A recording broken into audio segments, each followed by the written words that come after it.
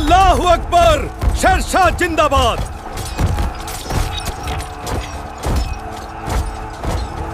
By the grace of God, accept this sword of sovereignty. I swear to protect Delhi and my people. To understand medieval India, you have to look at a timeline spanning centuries. You start with the long reign of the Delhi Sultanate, which eventually gives way to the massive Mughal Empire. But right here in the middle, there is a tiny 5-year glitch. In the late 1530s, the second Mughal emperor, Humayun, was busy trying to consolidate his family's hold over northern India. But on his march back to Delhi, his army was ambushed at the Battle of Chausa by a brilliant Afghan tactician named Sher Shah Suri. The overwhelming attack forced Humayun to plunge into the turbulent Ganges, clinging to a water carrier's inflated animal skin to reach the other side. When a reigning emperor is reduced to bobbing down a river on a makeshift float, the illusion of Mughal invincibility disappears. The dynasty was vulnerable to a single tactical strike. By May 1540, at the Battle of Kannauj, that vulnerability became a total collapse. Sher Shah's forces shattered the remaining Mughal military presence, forcing Humayun into a 15-year exile. Sher Shah didn't come from royal lineage. He began his life as the son of a local jagirdar, a low-level feudal landholder, and his resulting reign over the subcontinent lasted for only 5 years. But the physical historical record shows that in just 60 months, this outsider managed to rewrite the administrative code of the entire region. History isn't always shaped by centuries-long dynasties. Often, the most significant changes come from the rapid implementation of robust systems by an outsider. The depth of this reorganization is most visible in the physical currency circulating during his reign. Prior to 1540, trade in India was hampered by a chaotic, fragmented economy.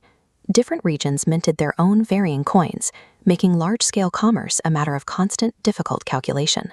Sher Shah solved this by introducing a strictly standardized silver coin called the rupiah. When merchants can trust a weight and purity of every coin, exchange friction disappears. Trade flows smoothly, allowing the economy to scale. That silver coin from the 1540s is the direct ancestor of the modern rupee, used by over 1 billion people today. It shows that a stable empire is built on economic standardization long before it is maintained by military force. This administrative reach extended beyond the mint and into the very soil of the empire. Under the traditional system, feudal lords taxed peasants arbitrarily. They seized whatever they wanted from a harvest and kept the surplus, leaving the central government weak and the farmers impoverished. Sher Shah replaced this with a methodical survey, deploying officials to physically measure fields and tax farmers based on their actual agricultural output. This created a transparent link between the peasant in the field and the central treasury.